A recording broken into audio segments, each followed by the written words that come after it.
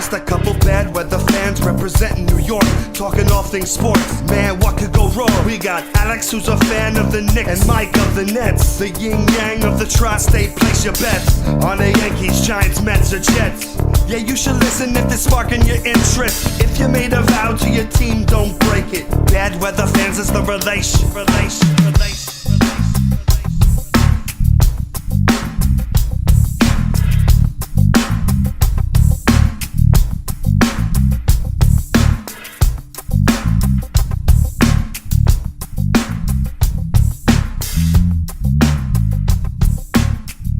That's right. This is Bad Weather Fans, episode number 120. Mike Biseglia, Alex Benesowitz. We've got a big-time guest on F120, NBA Hall of Famer, 15-year NBA veteran, Tracy McGrady joins the podcast. He has a new sports league, basketball league that's out. We'll talk about that in his Hall of Fame career. Alex, how are you doing?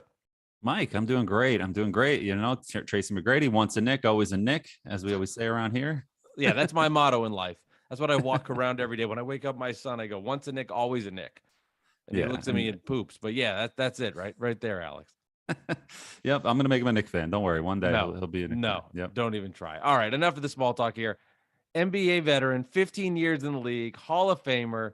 You guys know who he is. Here's our conversation with Tracy McGrady. All right, it's Bad Weather Fans, and we're excited to have on the line NBA Hall of Famer, 15-year NBA veteran, and it's Tracy McGrady. And T-Mac, excited to have you on, and I know you're promoting and involved and started this incredible league, OBL, and I want to hear about it. But like as a podcaster, I find a really weird connection here, and I want to know what you think about this. As a podcaster who loves sports, talking about sports, I feel like the podcast platform is such a great way for such talented people to get involved in talking, create content, and showcase their skills, right? There's so many amazing people out there. And I know you're doing something similar with your league, with OBL, and love to hear more about it and how that kind of is a connection for stars and maybe taking that next level to the NBA. Well, I think it's, I look back at my story and I look at the opportunities that was presented to me. I was one of the lucky ones, right? Because even before me, there were some talented guys in the area that I grew up in that really never panned out and went to a major D1 and beyond their collegiate career. All because we grew up in a small town of 10,000 people. Those opportunities just wasn't there, right? My junior year playing basketball, I had this guy come out of nowhere and offer me, an invitation to the Adidas basketball camp, where the elite high school guys play, basketball. Never been to a camp ever. This was the first one and never heard anything about it. So I was like, cool. I've never really played basketball outside of my little radius of Polk County in Central Florida. So I get to this camp and I see all these players and they're ranked on the national level. And I go through this camp and I make a name for myself. I end up becoming the number one player in the country. Nothing really changed about me as a player. I just got the opportunity and made a name for myself. It's similar to what I'm doing for these players out here. Like these guys went and had a college career. Maybe some of them played some overseas ball, but they still have a high level. They're not going to be NBA players, right? But if I create this platform for them and we're on the national scene and I'm ranking my top 50 players, this would be the first and only ranking system for one-on-one basketball, what we're creating. So now we're bringing some attention to these players, giving them the platform that they well deserve. And hopefully, they can, pursue that dream and get a shot and opportunities to play in the NBA. That's great. It's great that you're doing that for them. That's wonderful. It really is. So as you know, this is a Knicks and Nets podcast. I'm the Knicks fan. Mike is the Nets fan. And I just want to tell you a funny story. So in 2009, 2010, my friends and I bought tickets before the season to see the Knicks play this up and coming Thunder team with Durant, Westbrook, Harden, Ibaka, et cetera. And, sure enough, a few days before, the Knicks trade for Tracy McGrady. Here you are. We were like all pumped up like Knicks fans because, with all the trades at that time, trying to get under the cap. Yours actually was giving us some hope. Like, wait, this wasn't just about wait for the offseason. Like, we have Tracy McGrady if he comes back, and it was crazy. So you have this incredible first half, and game eventually you lose in overtime. Just take us through that whirlwind of a game and how it all went down that season at the Garden. So I had to get out of Houston. Right, Houston was just bad blood there. Get traded to New York because they were trying to have some cap space for LeBron sweepstakes, right? Yeah. But they ended up signing Stoudemire, which wasn't a bad sign. But yeah, so I get there to New York. I'm just ecstatic to be back playing basketball, right? Because I've been out the whole year recovering from surgery. My adrenaline's flowing. We got OKC, the young guns in town, Westbrook, Harden, KD. I'm feeling good. I go out, I have a big game, 26 points. You know, we lose in overtime. I'm feeling good. But that adrenaline wore off. I was like, man, this is bad. Like, I don't know if I can get back to that level again. But the funniest thing of that year, I walk into the locker room. We got Al Harrington and Eddie House and these boys in there. I'm like, there's some talent around here. Bill Walker, I'm like, we got some talent. We could make a push for the playoffs, right? So I'm like, yo, man, like let's make this push. Let's try to make the playoff. And Al looking at me like laughing. I can't figure out what the joke is, right? All he said was, Matt, you gonna see. You gonna see, bro. He's like, we ain't making no playoffs. Get out of here. So going through a few games, I understood what he was talking about. Like, it was just bad energy around that organization, right? That team. It wasn't right. Didn't feel right as a player. I just felt like everybody was on their own agenda. It was crazy. It was a bad situation. But the organization was awesome, though, how they treated the players, though. Yeah, that's really interesting. So from your eyes, you're seeing all this talent, but just the importance of that culture that's established in there. Just within like a week or two, you could feel like this. Even though we have the talent, like we look at the Celtics and just how they are the perfect definition of just in sync. It just felt completely opposite. Oh, it was completely opposite. Like, this guy was going that way. He was doing his own thing. He was doing his own. It wasn't a team. It was just all individually. Guys was trying to put up numbers and get a contract. Like, they didn't care about winning ball games. It was literally, I'm for myself. And do you think that was because of all the trades that were going on at that time, that we knew that a guy just knew that he can get traded in a day and it didn't matter, or do you think it was just the organization as a whole? I don't know what it was. I mean, I think it's a combination of a lot of that stuff, a combination of the coach, of all the trades, of, how the organization was running things back then. They didn't have the best reputation. So I think it was a combination of a lot of that stuff. And when you were playing a team in the Oklahoma City Thunder that had a bevy of young talent, when you're going up against a guy like Durant, who's 21 at the time, and Westbrook and Harden before he was really the beard, are you going up against these guys thinking Kevin Durant's going to become one of the greatest players in the history of the sport? Do you see that even when it's that young in somebody's career? KD for sure. Yeah, I saw that when he was in college. Like, I knew KD was going to be a bona fide star because of his talent level for sure.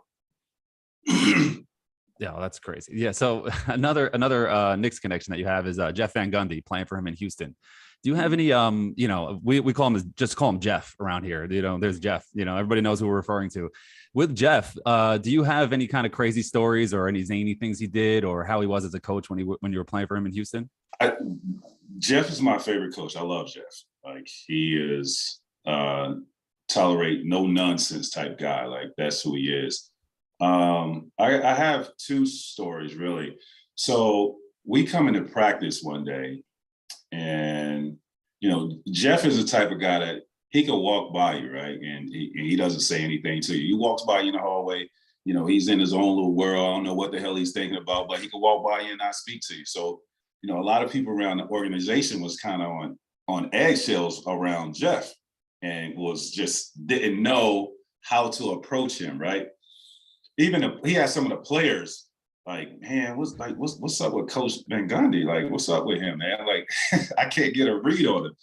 So it was a time, man, we came into practice. There was no balls bouncing, and everybody was lined up on the wall, just sitting down. Jeff goes one by one to each player and talk about their roles for the team, right? Now, this is like mid-season, and he gets to one of our players, Luther Head. Luther was struggling like crazy during this season. He gets to Luther Head, and in front of the team, he says, "And Luther, where the hell are you? Are you on a milk carton or something? Like, where the hell have you been?" I'm dying laughing, yo, because everybody is quiet, right? Because they trying to figure out where he's going with this. I'm dying laughing. Juwan Howard is sitting next to me. He's scared to laugh because we talking Jeff Van Gundy, like he had that type of, impact, influence on the team. I can't hold it in. I'm like, man, forget it. This is funny as hell, bro. You talking about this man is on a milk carton? Like, I haven't heard that in so,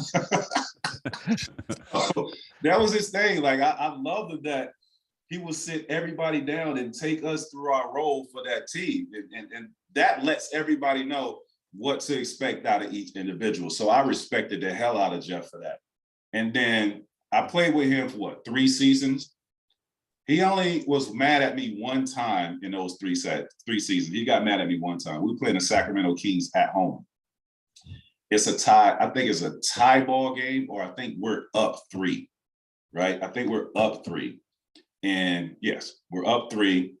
And we call a timeout. And in the huddle, Jeff tells us that when they throw the ball in, to foul, right away, so we don't give up a 3-pointer.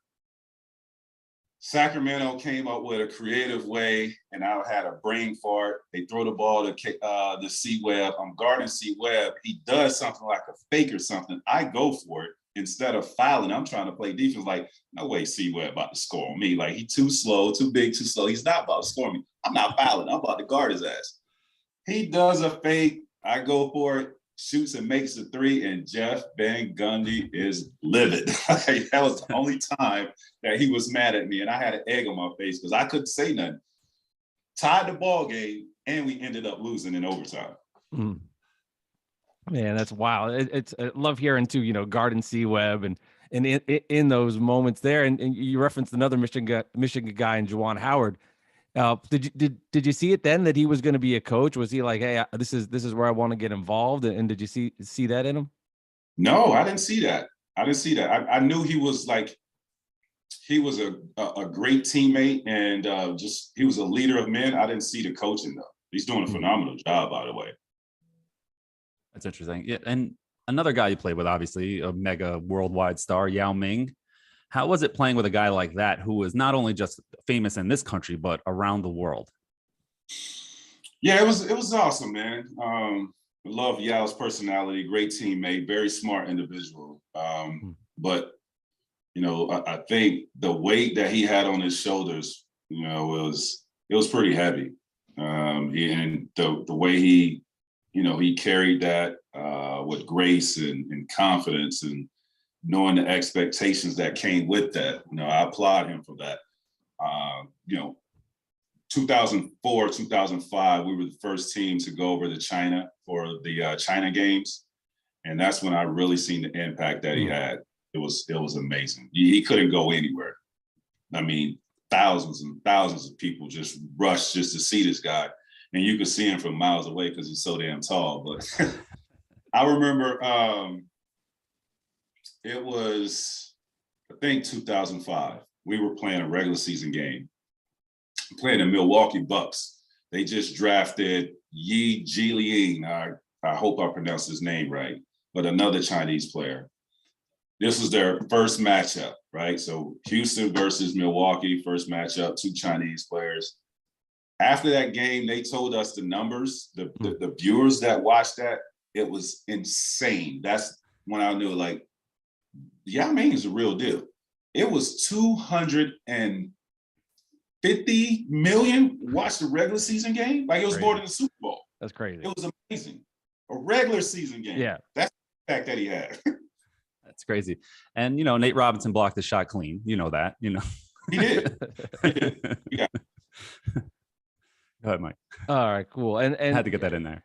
thing is just another Knicks perspective. I'm a Nets fan, but I am interested on this Knicks take because RJ Barrett, if you're following his career and whatnot, like such a baby at 21 years old, but there's so much like expectations, and people come in and say like, oh, he's a bust. He hasn't lived up to expectations yet. But then again, at the same time, and he's barely of legal age to drink. You know, from your end, coming into the league, into another country as a teenager, what is your view of expectations on RJ from like the media perspective, and just from your end, if you were to give him advice, like how to handle people that are saying nonsense and really don't know or understand what's really going on? Funny thing is, you probably don't even know this. I played with RJ's dad in Toronto. Mm. Oh, Yeah, that's crazy. Reverend Barrett was my teammate in Toronto. Oh, nice. Yeah, so I look at it as this, man. He's playing in New York. It's the media capital of the world. Like, you know what I mean? You know how New York is, that the media is going to be on him. Everybody has a voice nowadays. I didn't have that back when I played, you know, and when I got drafted in 1997. In the 3 years I was in Toronto, there was no social media. You know, everybody didn't have an opinion. I was in Toronto. Who gives a damn about Toronto? So I didn't have that type of pressure coming in. But, you know, he's playing in New York, and you know, we know what type of media attention he's going to get playing there, being drafted as high. To me, I think he's proving everybody wrong, because the kid is getting better every single year, right? I mean, that's all you can ask for him to just continuously to get better. Every year brings something different to the table, and he's adding different things. I mean, he has some really big games this past season, which, you know, I think they should appreciate. And hopefully he can come back and add something more, but be consistent now. You know, from this point on, it's time. What is this? He's going into his fourth year, right? So this is time where RJ Barrett has to be consistent every single night, putting up those certain type of numbers and playing and having an impact on the game every single night. And you reference social media. Do you like when, like now, it's such a different world where everybody has their phone and can say anything they want at any time? What do you make of like Kevin Durant, who can just go on there and kind of speak for the players? What's your viewpoint on somebody that can in real time hear something that they say, well, this isn't true? Like, what are you saying? And kind of debunk that. I think more players should do it, because I know they want to. They act like they don't care what people say. I care. They really do. Kevin Durant cares, and he tweets back. Like, if it's a basketball conversation and if something said about you, here's what pisses me off, right? You say something about KD, and he replies, and then other people like, you too big for that. No, I'm not. It's a conversation. It's a conversation. Like, this guy is talking about me, so I want to address that. What is the problem with that? Right? It happens every day in life. Because I'm this big superstar, I'm not allowed to address somebody that is talking about me. I want to address that and have a conversation with this man and find out why he said this about me, so he can hear my side of it. And that's just that. There's no problem with that. Yeah, I love that too. Like the idea of, you know, if somebody saw Kevin or anybody in real life, wouldn't have the balls to say that. They'd be, you know, it would be the exact opposite, shy away, everything's nice, and not Take a getting, picture. Twitter balls where you can say anything you want. Right. I mean, I listen, I respect KD for that. You know, just if you have that type of mentality to where you want to address somebody that's talking about you, why not? Say it. So are you saying that if Twitter was around back when you were younger, you would have been active on it, or do you think you would have stayed away? No, I'm not. I care less about Twitter, social media. I don't care nothing about that. Okay. I just got on Instagram when I started working for ESPN. I wasn't on anything because I just don't. I care less about that stuff. I'm jealous. I need that attitude. Right? I'm the opposite. I'm like, here's my pasta I had for dinner. I need the whole world to know how good this spaghetti and meatballs is. I give two shits. Another thing I wanted to ask you about. So you're playing the Rockets playing the Mavericks in the postseason. You guys go up 2-0. You have this amazing dunk on Sean Bradley. The series doesn't go the way you wanted to, but take us through that famous dunk of dunking on Sean Bradley, and if you've discussed that with him at some point.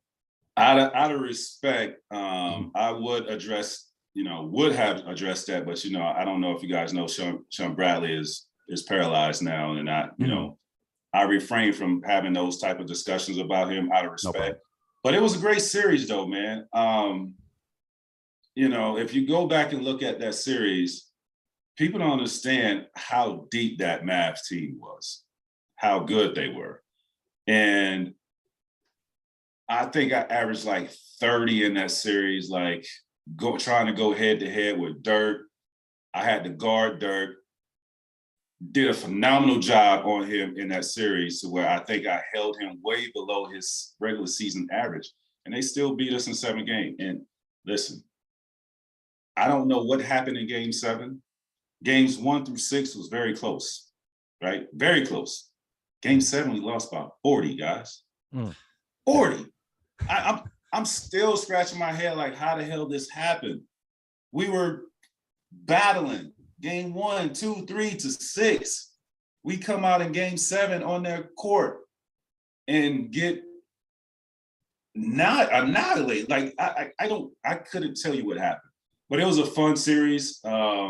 Going back to that play, I mean, I've never have done something spectacular on the opposing court and they replay it on the Jumbotron. Like they replayed this over and over. You could hear the crowd just ooh and ah, and I just thought that was crazy. Yeah, that's got to be an amazing, like something I'll never experience in my life. So it's awesome hearing. It's like I said, my exciting moment is putting pasta on Instagram. So I get that. It's cool. We saw like the Suns here, for example, 66 wins or whatever it was, and then that happens in a game 7 versus Dallas. How does, like, from a team standpoint, when you have so much talent like that, is it weird? It just has to be one of those things where it like starts and then it just snowballs. And I guess, as you said, you can't explain it. You can't explain it, man. Like I said, it's been, 18 years or 17 years? I'm still trying to figure it out. Well, what happened? I don't know what happened. It's sports, man. That's all I can say. That this is part of sports. Yeah, and since we're around the NBA Finals right now, I just want to talk about your time playing in the NBA Finals for the Spurs and how that was kind of a bizarre season because you weren't on the team in the regular season, and then you're on the team, and then you played a couple minutes in the finals. You were at the end of your career. Take us through that season and how that all came about. Well, I was done playing basketball. I had just finished my season up in China, so I've been home for 2 months. Mind you, this is 4 years of playing at a level that I wasn't, thrilled about playing, but because of my microfracture surgery and what I had to go through to get back on the basketball court, I had something to prove to myself that I can, do this rehab and get back and make an NBA team. So I went through 4 years of that. Once I finished playing in the NBA, I told myself I was going to play in China. China, my fan base over there is crazy, it's massive. So I had to go and give them a year of playing in China. Loved it. I felt being celebrated again. So I found my passion, my love back for the game of basketball. So I'm done, okay? I retired from basketball. I get home, I'm chilling for 2 months after China. It was a Sunday, get out of church, and I got a voicemail from Pop. And call him, and he tells me that a couple of his guys are injured. I think it was Danny Green, Ginobili, like those guys was banged up. He needed extra body. Could I come down? Out of respect for Pop, I'm like, Pop, I haven't done anything in 2 months, bro. I just been chilling. He's like, don't worry about it. We'll get you in shape. So I go down there for, that playoff run. It was an experience. It was an experience. I loved every bit of it. I just love the camaraderie that that team has and the respect that they have from top to bottom, and it's an understanding, right? And to be sitting courtside when Ray Allen hit that freaking shot in the corner, and I'm like, damn, this is one of those moments that people gonna talk about forever, right? This one of those moments. They ended up losing that game, ended up losing the championship. But it was a fun ride, man. I'm glad I did it. But, if we would have won that championship, I'm a competitor. You guys know that. Like, I want to go through the journey myself. I don't want it that way. Yeah, totally understand it. That was the series, right, where the fans started leaving early, right? Is that when the Heat fans were checking? Did the players on the bench start noticing, like, Miami's getting out of here? They brought out the yellow tape and the trophy. and Wow. the trophy. Yeah. So you actually saw them leaving. That's crazy. Saw them leaving. Yes. That's wild. And Tracy, so generous for your time. We appreciate it. And as we started the interview with the league you've created and going strong, I know it's a one-on-one league. Is there a player in today's NBA, let's say you're in your prime, you're at your peak, you would want this current player right now for the challenge of a one-on-one experience? Oh, yes. I actually have 3 players. Okay. There's Paul George, KD, and Kyrie. Those Just one. Have to pick one though. We're going to the final one. KD. KD. Yeah. What's the move you're bringing at him and trying to overhaul his length? I don't have one off top. Everything is just reaction. So it's like it's just a reaction. You know what I mean? I can't tell you what I would do. It's just a reactionary thing that how I play. We'll be there on the sideline putting it on Instagram and pissing you off about it. Be like, yeah, here it is. We need the likes. I wish, this league, I hope for it to do well, which I think it will. And the NBA pick this up and add it to All-Star Weekend. Slam dunk contest is just not it. But I know some of these guys are going to protect their brand and will be scared to get in a one-on-one competition. So yeah, well, nothing's like your slam dunk contest with Vince Carter and you guys going head to head and Steve Francis. That was insane. Listen, hey, I'm gonna use myself as an example, right? Talking about protecting your brand. I knew I wasn't gonna win that slam dunk contest. I didn't want to get in it because I knew I wasn't gonna win.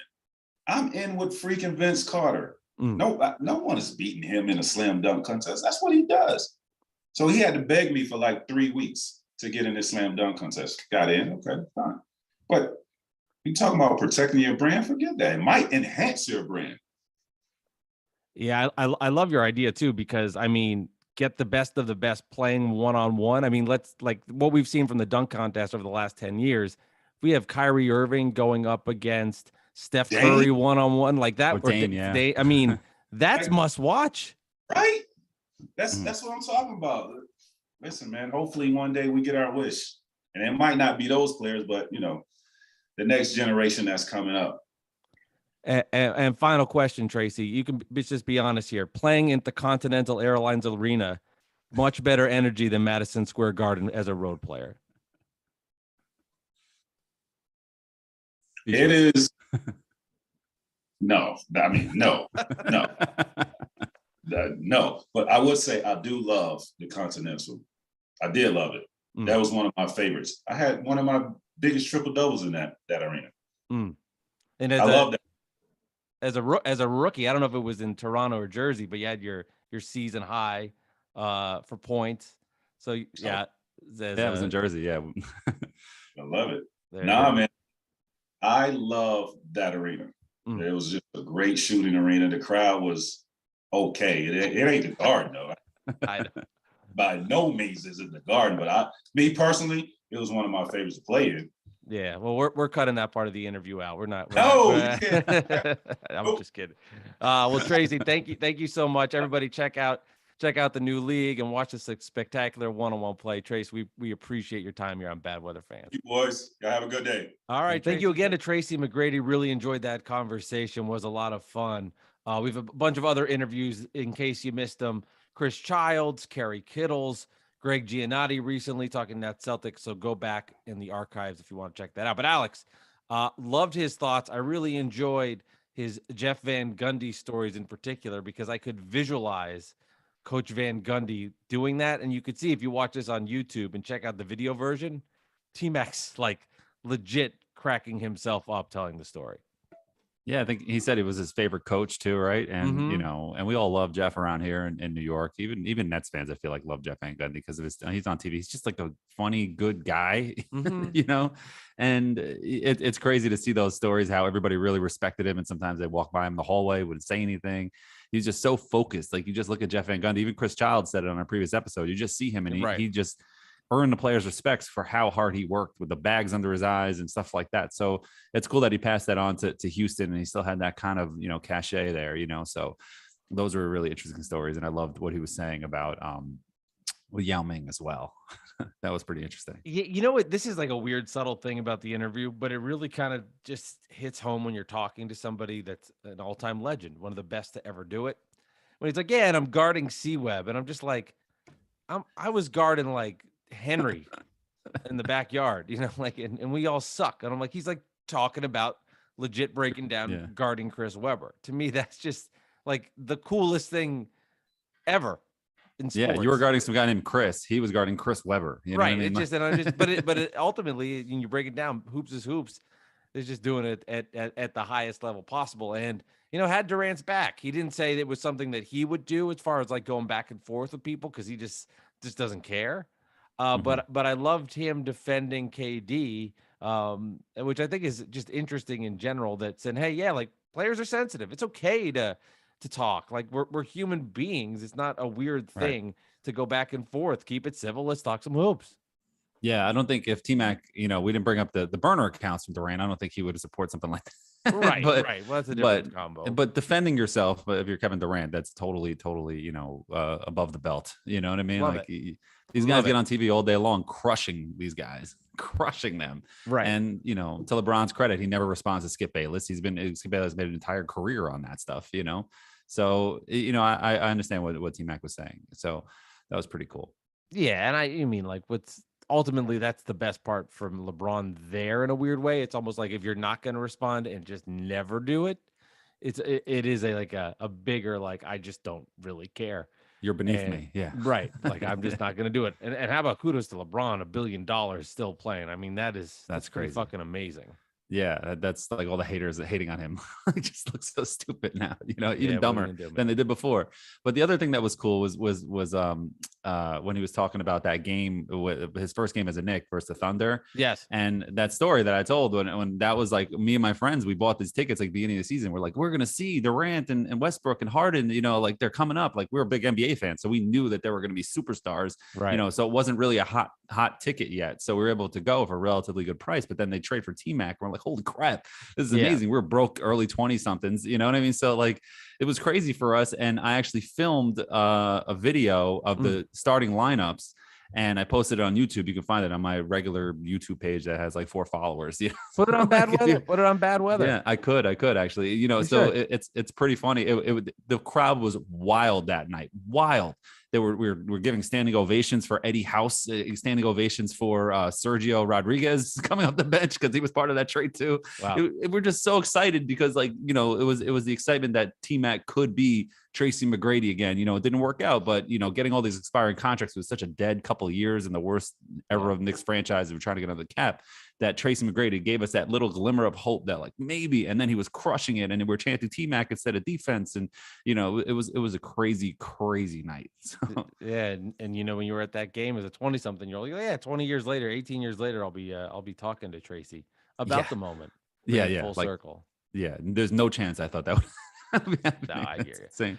All right, this has been Bad Weather Fans, episode 120. Thank you again to Tracy McGrady. He was excellent. We really appreciate it. And check out his Hoops League, OBL. Give it a chance, give it a shot, check it out. And I think it's cool. I heard this as well, didn't mention this, but they're working out some of the kinks with it. And then, the plan next year, bring it even more into the spotlight.